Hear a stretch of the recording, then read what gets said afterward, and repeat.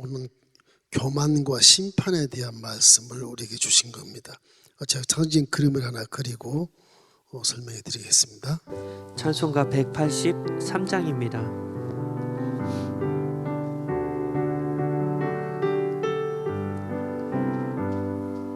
빈들의 마른 풀같이 시르는 나의 영혼, 주님이 약속한 성령 간절히 기다리네. 가물음의 마른 땅에 단비를 내리시듯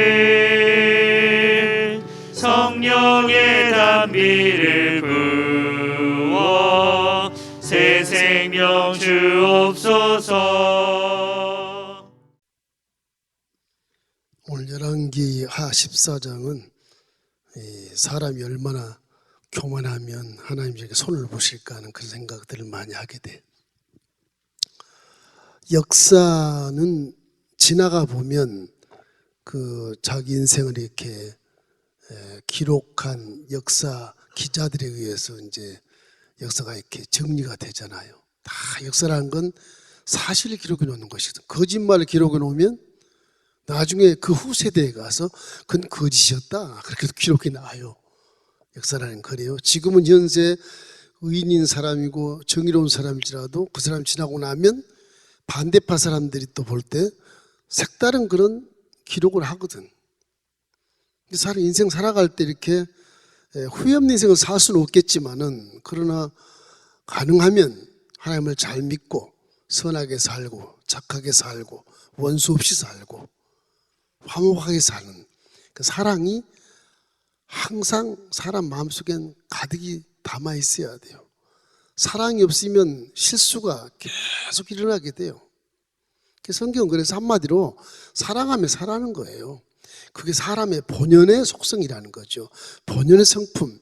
너희들이 지금 마귀에 쌓여서 종노릇 하니까 지금 겉으로 보면 굉장히 선해 보이는데 속으로는 다 뒷고문에서 썩은 냄새가 나고 이렇게 살지 않냐 이거지.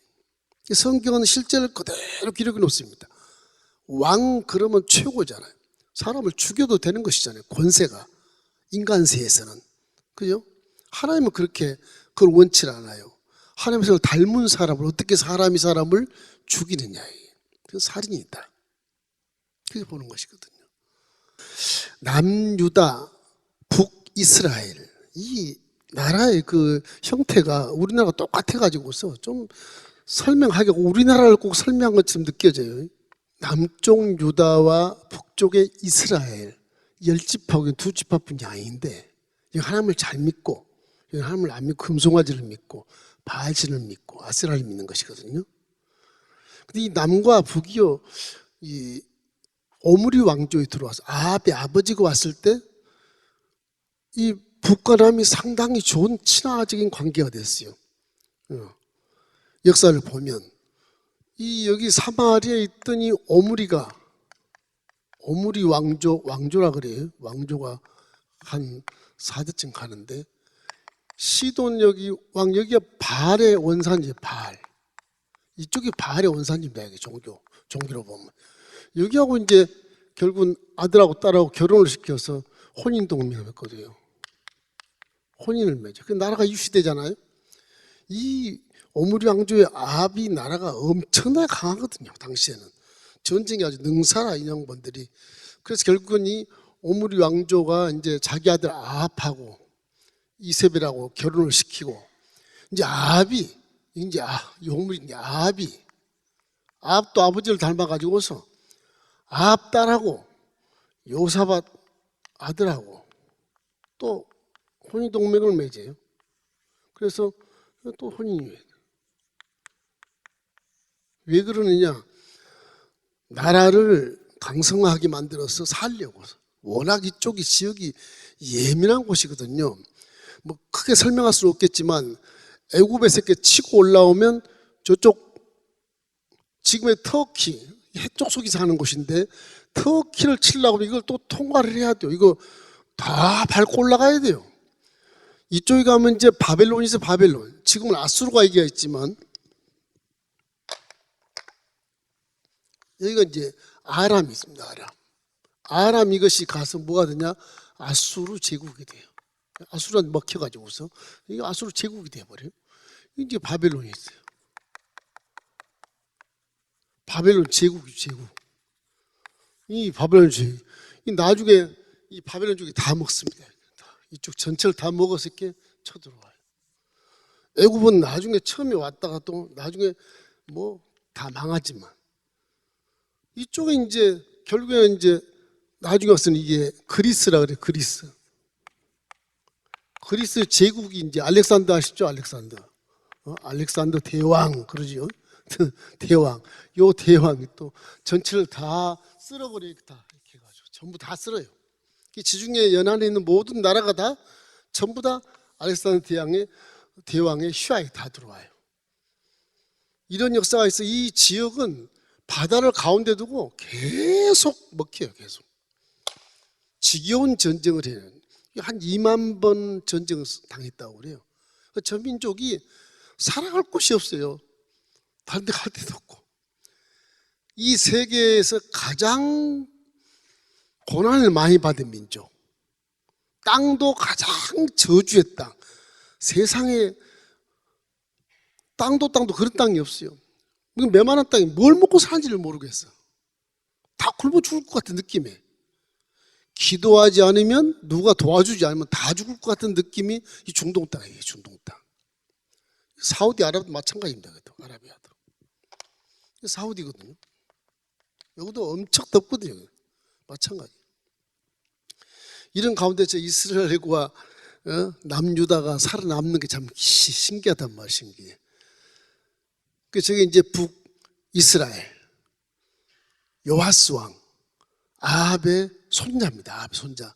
아합의 손자가 요아스 왕이 왕을 하다가 그 밑에 이제 아들에게 넘겨주고, 남쪽도 이제 여호람이 왕을 하다가 결국은 요아스라는 그 뭐 아달랴가 중간에 막 왕족을 다 죽여버렸지만, 그러나 이제 그 밑에 하나 살아남은 요아스가 나와가지고 왕이 돼서, 오늘 14세기 보면 이제 요아스 왕의 아들까지 나와요. 아마사까지. 이 아마사 연구하는 거예요, 오늘은. 근데 역대 지략에 처음 왕들이 이렇게 나오는데, 나라를 살리기 위한 그런 개념보다는 욕심, 교만, 딱 두 가지입니다. 이게 사람 삶에 아주 사람이 실패할 수 있는 기가 막힌 원흉, 그 원인 자체가 욕심, 교만, 두 가지 있다. 그 외에는 부수적인 거예요, 사실은. 오늘 남유다와 아마사 왕과의 그 관계를 보면, 아마사도요 통치 기간은 굉장히 정직했어요. 남쪽입니다. 남쪽.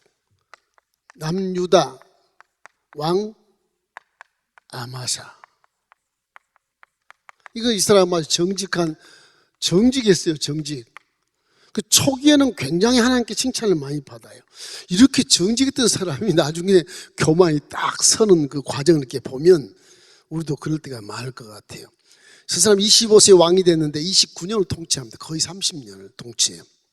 아버지 요아스만큼 처음에는 아주 정직했었습니다. 이 이스라엘 백성들은 뭘로 따지냐면 다윗과 같이 행했느냐 안 했느냐, 그거로 기준을 딱 삼아요. 그 다윗이 대단한 분이니까 다윗처럼만 믿어봐라. 하나님을 통일한국 만든다. 우리도 다윗처럼만 믿어봐요.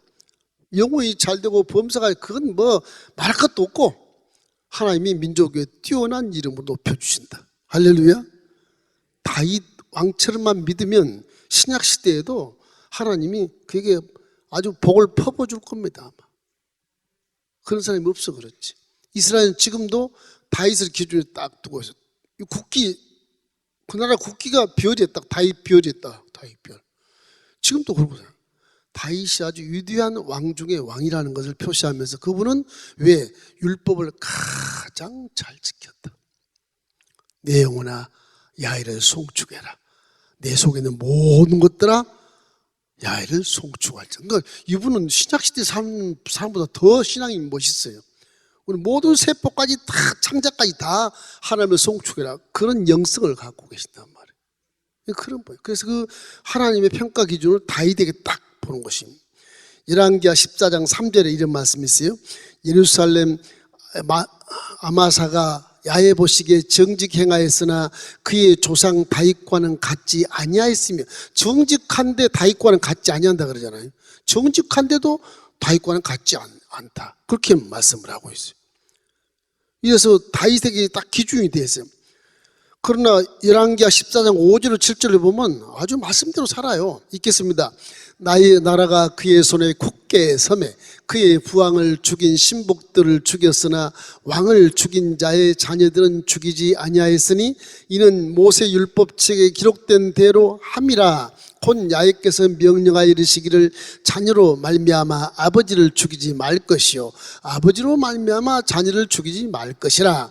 오직 사람마다 자기의 죄로 말미암아 죽을 것이니라 하셨더라. 아마사가 소금 골짜기에서 에돔 사람 10,000명을 죽이고 또 전쟁을 하여 셀라를 취하 이름을 욕되리라 하였던 오늘까지 그러하니라. 율법에 정해서 자기 아버지를 죽인 신복들 다 죽여요.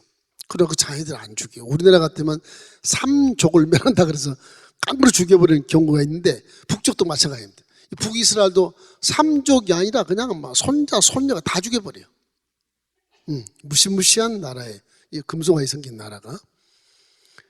그래서 이 아마샤 초기에 보면 말씀대로 통치를 해요. 잘해요. 하다가 권위가 딱 서니까 이제 아버지를 죽인 신복들 가족을 다 찾아가 신복들 전부 후손들이 보는 앞에 다 죽여요. 나중에는 그 후손들이 복수해서 또 죽입니다. 그러니까 이 죽인다는 것은, 미움이라는 것은 반드시 이렇게 해서 용서를 받아야 되는데 용서를 못 받으니까 죽게 되는 거예요.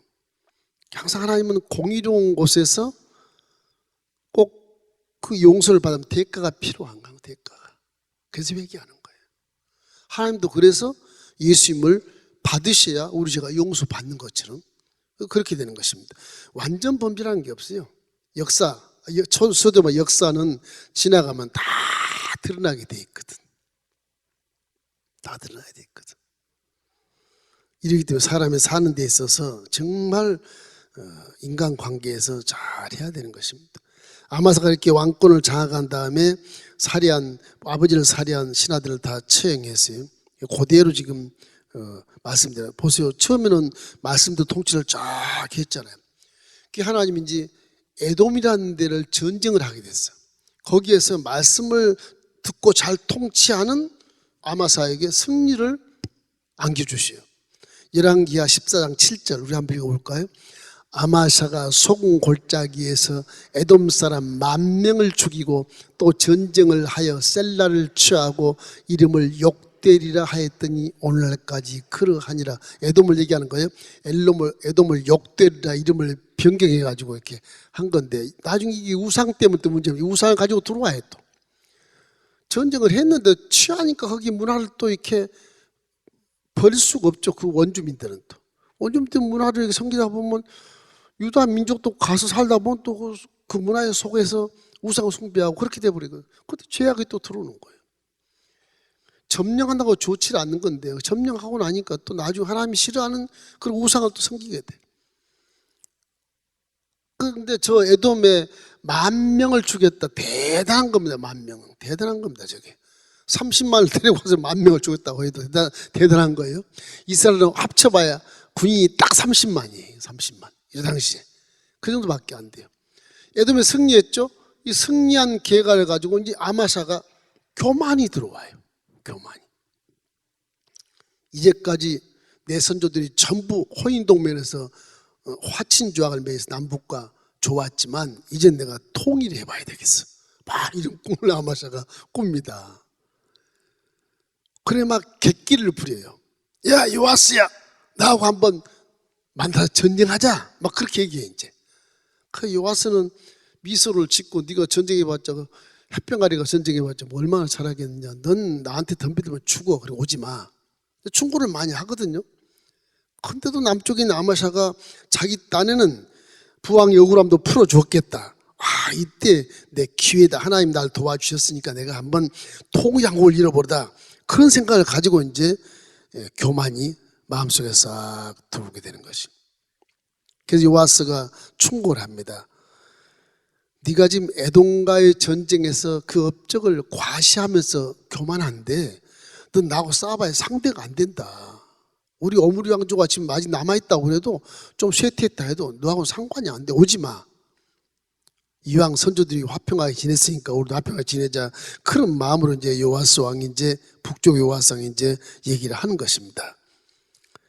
그런데 북이스라엘의 이런 여러 가지 이제 못된 것들, 신앙의 못된 것들, 이런 것들은 아마샤가 알기 때문에 그런 것들을 버릇을 고치고자 선미들을 만들겠다 그런 생각을 하고 이렇게 통일하려고 하는데 통일이 쉬운 겁니까? 수백 년을 지나온 그 이스라엘, 북이스라엘인데 같은 민족이었으나 금송아지 섬기는 사상하고 야훼를 섬기는 사상하고 전혀 다르죠. 그래서 이제 남쪽에 있는 아마샤가 이유 없는 싸움을 하자고 이제 걸어온 거예요. 한판 붙자. 그런 거지. 나이도 훨씬 많은데 이 자식이 남쪽 왕이. 그래가지고서 이 한심을스에서 이제 북요아스가 한심해서 이런 얘기를 합니다. 나는 백향목이야. 너는 한낱 가시나무가 어떻게 나를 쳐들어온다고 싸움하자고 그러냐. 그런 얘기를 하는 겁니다. 이 성경에도 그런 말이 나와요. 열왕기하 14장 10절에 보면 우리 한번 읽어보십시다. 내가 에돔을 쳐서 파였으므로 마음이 교만하였으니 스스로 영광을 삼아 왕궁에나 내 집으로 돌아가라. 어찌하여 화를 자체하여 너와 유다가 함께 망하고자 하냐. 북요아스 왕은 군대 지략도 좋은 사람이고 이게 뭐 싸움도 많이 본 사람들이니까 북쪽에는 이쪽 남쪽은 하나님만 믿기면 선한 마음으로만 이렇게 하려고 하는 거거든요. 안 되니까 이제 아마사가 이번에 내가 기회로 하나님이 에돔을 승리하게 했으니까 내가 한번 쳐버리자. 통일시켜버리자. 굉장한 그런 강력한 그런 마음을 갖고 있었지만 요아스는 북쪽 이스라엘 왕 요아스는 내가 백항목인데 내 백항목 딸하고 가시나무 아들하고 결혼하면 되겠느냐? 그런 의도로 말씀한 거예요 이게. 내 딸을 어떻게 가시나무에게 아들에게 시 보내겠느냐. 그런 어떤 상징적인 의미로 이렇게 돌아가라고 말하는 것입니다. 요아스가 봐도 현자의 공력이 강하거든 북쪽이. 아마샤가 봐도 북쪽이 강한 줄 알아요. 그러나 하나님이 도우시면 승리할 수 있다. 이렇게 생각해서 이렇게 무리하게 객기를 부리는 것처럼 성경에 이렇게 나옵니다. 결국에는 전쟁에서 망해요. 아마사가 전쟁에서 도망하게 되고 나중에 죽어요 또. 그런 현상이 벌어져. 이 교만이라는 것이 이제 나중에 나오지만 교만이라는 것이 앞길을 못 봐요. 주의를 이렇게 분별을 못 해. 교만이라고 하는 건 자기만 잘했다고 하다 보니까 그런 것이거든요. 처음 이렇게 말씀으로 잘 통치했어도 나중에 교만이 들어오면 하나님이 사용하지 않게 된다. 이걸 우리가 알 수 있어요. 자, 그러면 이 왕들의 교만을 보면 우리가 알 수가 있어요.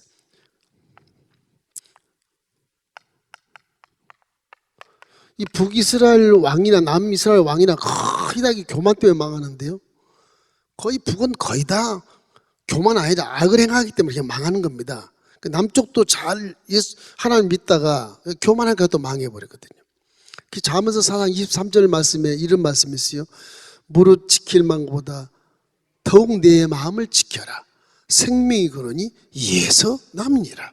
그 생명이 그러니 뭐예요? 십자가 대해서 복음을 말하는 것이 말씀을 말하는 것이거든.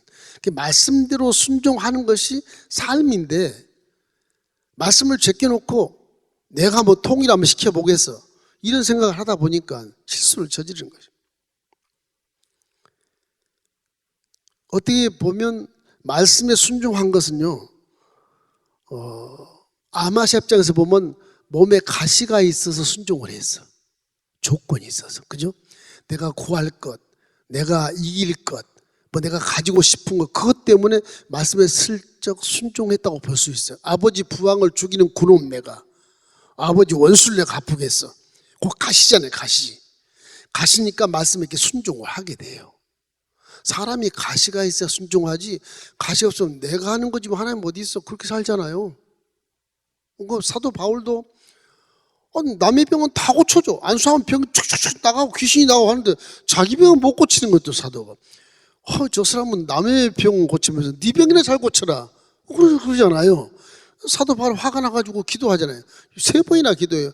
응답이 없어. 2번 내 응답이 없어. 3번째 기도하니까 하나님, 내 은혜가 내가 족하니라. 지금 내 눈병을 기도하는데 뭐 은혜가 족하다 그럽니까? 네가 눈병이 나으면 너는 교만해서 우상이 된다. 그런 거거든요. 가시가 고난일 수도 있고 시험일 수도 있고 환난일 수도 있겠지만은 가시가 크고 적은 걸 떠나서 그런 것이 나 앞에 하나라도 와 있어야 내가 겸손해지지, 하나도 없으면 오만방자하게 되고 하나님 제껴놓고 지가 다 하다 보니까 나중에 실패로 돌아가는 거예요. 이것이 가장 중요해요. 교만이란 건 그런 데서 오판이 생기는 것입니다.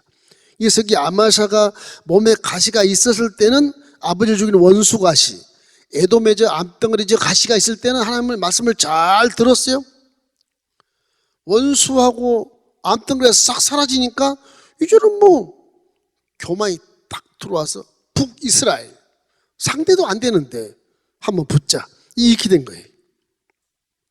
그래서 우리는 가시가 있고 또 약점이 좀 있는 것이 훨씬 신앙이 좋습니다. 사도 바울은요, 그렇게 우리보다 훌륭하지만 약점을 자랑한다 그러잖아요. 누가 자기 약점을 자랑할 자가 누가 있어요? 근데 신앙에는 내 약점을 자랑하는 것이 내 겸손을 스스로 하게 되는 것이고, 겸손한 자에게 은혜를 주기 때문에 그래요. 말씀을 아는 자는 그런 지혜가 있어요. 말씀을 아는 자는 모르니까 방방 뜨는 거죠. 알면 그렇게 잘난 척 안 해요. 보통 안 해요. 그래서 교만이란 건 합리적인 것을 잃어버리고 독재를 하게 돼. 그 사람이 다 싫어하는 거예요. 독재 다 싫어하잖아. 독재. 교만하기 때문에 싫어하는 거예요. 이게. 교만이 딱 난 말 안 들어요. 독재하고 싶은 생각이 딱 지배하고 싶은 생각이 드는 거예요. 마귀 속성이기 때문에 그래요. 마귀 속성. 겸손은 하나님의 속성이에요. 선한 속성이죠. 마귀 속성은 항상 독재를 하거든요. 이래서 아무리 성경적으로 살고 충성된 사람도 결국에는 끝까지 가는 것이 어려우니까 우리가 끝까지 겸손하고 끝까지 교만을 안 하려고 하면 항상 성경에서 떨어지지 말아야 돼요. 말씀에 떨어지면 교만해지기 쉬워요. 말씀에 떨어지면 교만하기 쉬운 것입니다. 더 비참한 것은 지금 아마샤가 지금 이 전쟁을 일으킨 당사자인데 나중에 결국 운명하잖아요. 죽어버리잖아요. 그래서 항상 우리는 하나님의 은혜를 기억하고 말씀을 꼭 붙잡고 있어야 승리할 수 있다. 할렐루야. 그걸 배우는 것입니다. 은혜를 기억하고 항상 말씀에 순종해야 돼. 이거는 교만은 이건 말씀에 순종하시고 은혜를 기억해야 됩니다. 은혜. 이 두 가지만 하면요, 마음에서 그냥 감사가 저절로 나와요. 감사가. 감사가 저절로 나와요. 감사로 제사를 드리면 하나님이 응답을 주시게 되어 있잖아요. 감사로 제사를 드린 자가 나를 영원롭게 하나니 내가 저에게 구원을 보이리라. 구원을 보이리라. 이것은 교만의 결과는 이제 이 그림처럼 나타나 다 사라지는 것입니다. 봄이 되면 싹이 트고 병충해도 안 먹잖아요. 깨끗하잖아요. 아주 그냥 영혼이 잘 되고 범사가 되고 강건하게 자랄 수 있는 그런 나무가 딱 되어 일어서요. 여름 되보십시오. 막 그냥 푸르게 무성하게 하늘을 찌시면 막 솟아나면 벌레도 그만큼 기어 올라오거든요. 벌레도 그만큼 기어 올라오거든요. 결국은 다 가을이 되면 다 떨어지고 뭐만 남으면 이파리만 다 사라지고 열매가 있느냐 없느냐에 따라서 심판이 오는 거예요. 이 교만의 결과는 결국 열매, 이걸 끝나는 겁니다. 그 심판이라고 우리 그걸요.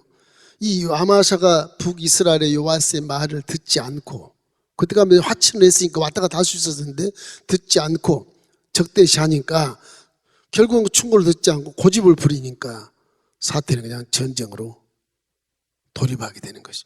열왕기하 14장 11절로 12절을 함께 읽겠습니다. 아마샤가 듣지 아니하므로 이스라엘의 왕 요아스가 올라와서 그와 유다의 왕 아마사가 유다의 벳세메스에서 대면하였더니 유다가 이스라엘 앞에서 패하여 각기 장막으로 도망한지라. 그냥 첫 대면 도망하잖아요. 벳세메스 경계선이거든요. 북쪽 땅이 베세메스가. 이어서 만나가지고서 그리고 도망온 거예요. 상대가 안 돼요, 상대가. 그래서 이 교만이라는 것이 남이 볼 때는 도무지 이해할 수 없는 행동을 해요. 이해할 수 없는 말을 하고. 교만은 그렇습니다. 이해가 안 되는 거예요.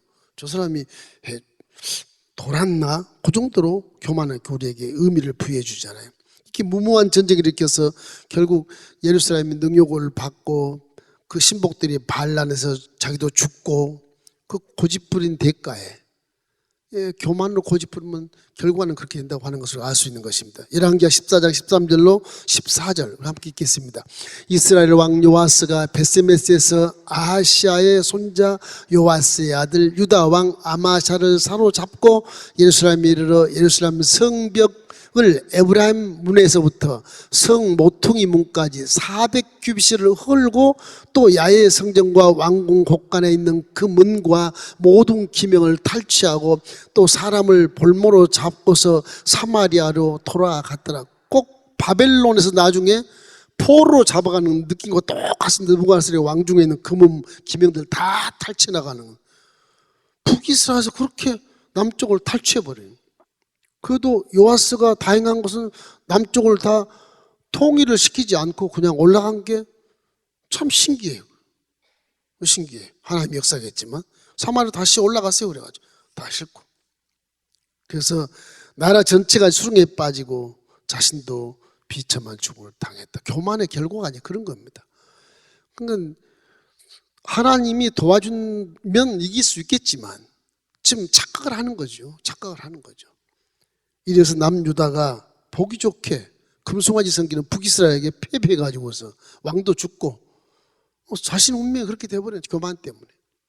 잠언서 3장 34절 말씀에 이런 말씀이 있어요. 진실로 그는 거만한 자를 피우시며 겸손한 자에게 은혜를 베푸시나니. 그러면 교만을 버려야 되는 것입니다. 우리도 항상 성경으로 이렇게 출발하다가 기도도 많이 하다가 축복을 받은 후에 자칫 아마사처럼 교만해서 타락할 수가 있어요. 이만큼 살면 됐지. 그 교회도 안 나오고 예배도 안 나오고 뭐 그러면 똑같은 현상이 벌어지는 것이거든요. 똑같은 현상. 하나님 돕지 않기 때문에 계속 예배를 빠지지 말고 나와서 언제 나에게 또 하실 말씀인가를 기대하면서 예배에 참석해야 되는 것입니다. 자기만 믿으면 반드시 불쌍한 세계에서 변하게 돼 있어요. 변하게. 하나님 믿으면 안 변하지만 자신만 믿으면 변하게 돼 있는 거예요. 끝까지 성경을 붙잡고 하나님의 은혜임을 우리가 알고 겸손하게 이렇게 행할 때 덜 부패하고 하나님이 지켜주시고 보호해 주시는 것입니다. 그리고 중요한 결정을 할 때 내 마음의 방향이 교만이 아닌 겸손 쪽으로 향하고 있는가 그래서 확인해 가지고 교만 쪽에 있으면 조정을 딱 해야 돼. 겸손. 아주 눈을 탁 내리고 마음을 착 내려앉고 겸손한 모습으로 그렇게 해야 되는 것입니다. 말도 마찬가지. 내가 지금 말하다가 너무 교만한 거 아니야? 그러면 얼른 겸손한 모습을 바꾸셔야 돼. 잠언서 18장 6절에 그런 말씀이 있어요. 미련한 자의 입술은 다툼을 일으키고 그의 입은 때를 자청하네. 매를 자청하네이라. 저렇게 지혜로워야 되는 것입니다. 지도자를 평가하는 기준은요, 하나님의 기준은 전쟁의 승리냐, 무슨 나라의 번영이냐, 열매가 많냐, 그게 평가의 기준은 아니에요. 뭐가 평가의 기준이냐? 하나님이 네가 나와 함께 지금 관계가 회복되었느냐 안 되었느냐, 그게 가장 중요한 평가예요. 회복이 되었으면 하는 일들이 다 봉사 권실한 거 전부 다 하나님의 영광만 위해서 하니까 그게 최고로 평가의 기준이 되지. 지금 내가 열매가 많고 기적을 많이 체험하고 그게 문제. 지금 현실에 네가 나와 함께 관계가 지금 회복이 되어 있느냐, 그걸 말씀하신 거예요. 그러니까 우리에게 전쟁이나 번영이나 열매나 성공이나 이런 것이 하나님의 평가 기준이 안 되고 하나님은 항상 가깝게 있는 것. 정말 내 관계가 회복된, 난 정말 하나님의 아들인가? 난 정말 하나님의 딸인가? 다시 한번 생각해 봐야 돼. 그 은혜는 예수로부터 그것이 나한테 온 것인데, 예수님도 제대로, 예수님은 옛날 나 때문에 다 죽으셨으니까 뭐 나는 의로운 자를 인정만 해주세요. 뭐 그렇게 믿는다든지 그러면 안 되거든요. 그 예수님을 생각하면 눈물이 나고 그 은혜가 잊지 못해서 아주 그냥 감사가 넘치고 이래야 되지 않겠어요? 또 하나님의 자녀라면 와, 나 같은 딸을 하나님 딸로 인정해 주시니 너무너무 감사합니다. 그리고 감사의 시사를 드려야 하지 않겠습니까? 이 아마사의 고집을 버리는 게 좋아요. 아마사의 고집이 그런 것이거든요. 아니 북하고 이렇게 맨날 싸우고 이 시대의 사람 뭐해? 내가 왕이 됐으니까 여기까지 전쟁에서 그냥 통시켜버리잖아. 에데모스 이겼으니까 그거 자만해가지고서 고집을 못 걷고 북쪽에 적군이 말이지 적 왕이 야 너 고집 부리지 말고 내 충고 들어도 싸워봐. 너 진다. 안 돼. 내가 통을 시킬 거야. 이러니 그냥 하나님 뜻이 아닌데 그렇게 하다가 나라까지 다 그냥 수렁에 빠지고 자기도 비참한 죽음을 당하는 그런 역사를 봤을 때 우리 교만이 얼마나 결과적으로 안 좋은 것이라는 사실을 우리가 스스로 깨달아야 되는 겁니다. 절대 교만하지 마십시오. 뭐 교회에서 목사님한테 뭐 대들지 말라고 교만하지 말라 그러는가? 그런 분도 계신데 절대 그런 거 아니에요. 저한테 대들도 괜찮아요. 네, 괜찮아요. 절대 그런 거 아니에요. 절대 그런 거. 네. 남한테 대들지 말라 그러지. 여기 이제 본문에 보면 이제 참고로 여로보암 2세라는 게 나와요. 여로보암 2세. 여로보암이라는 말이 많이 나오죠. 2세. 왜 2세라 그런지 아세요? 이 북이스라엘의 초대 왕이 여로보암이거든. 이 왕, 이게 만드는 이 왕이 이제 여로보암이거든. 여로보암. 여로보암 왕이 초대 왕. 예. 남쪽은 르호보암이고요. 르호보암은 솔로몬의 아들이잖아요. 그게 갈라진 거예요. 여기는 10지파가 다 갖고 여기는 2지파밖에 없어. 여기에 뭐 있다면 한 지파가 4지파가 있는데 그 4지파는 지파로 쓰지 않거든요. 여기는 이제 하나님 나라를 믿는 것이고 이쪽은 금송아지 믿는 것이고 뭐 그런 거죠. 여로보암 2세라는 사람은 시대가 가다 보니까 여로보암 뭐 그렇게 해서 왕조들이 쑥 나 시므리 오므리 쭉 가다가 이제 이후 왕조 와가지고서 이제 요아스 왕. 그래서 이제 이 금송아지 섬기는 그 나라에 이제 여로보암 왕이라는 이름이 딱 요아스 아들로 나오는 거예요. 요아스 왕 아들이 여로보암이야. 시조의 왕 이름과 똑같아요. 그래서 그 끝에다가 2세 그렇게 붙이는 거예요. 똑같은 왕이 아니에요. 이름이 똑같아서 그렇죠. 이스라엘은 남북이 원래 야훼를 믿은 족속이었기 때문에 이름이 비슷한 게 참 많습니다. 북도도 지금 요아스, 밑에도 요아스 왕, 남쪽 요아스 왕 훌륭한 왕 있잖아요. 지난번에. 예? 그런 왕. 종교 개혁을 하는 왕. 이름이 똑같지만 그래서 이제 신학자들이 여호람도 똑같았죠. 여호람도. 그 밑에는 여호수 아들 여호람, 북쪽에 아합 아들 여호람. 이건 요람 그렇게 바꿔서 써놨어. 성경에. 이 혼돈할까 봐서 그런 경우도 있어요. 그래서 이스라엘과 역사적으로 이제 경쟁국인이 아시리아, 아람. 요 아람이 아주 이스라엘의 적이에요, 적. 이 아람국을 쳐부시는 것이 여로보암 2세예요. 오, 이스라엘 북쪽으로 전쟁에 능해요. 우리나라도 북쪽에 핵무기를 갖고 있지만 전쟁에 능해요. 그 아람을 쳐부셨어요. 오, 대단한 사람이에요. 대단한 사람. 솔로몬 통일왕국 시대에 저 아람까지 시리아 땅까지 다 점령할 때가 있었거든요.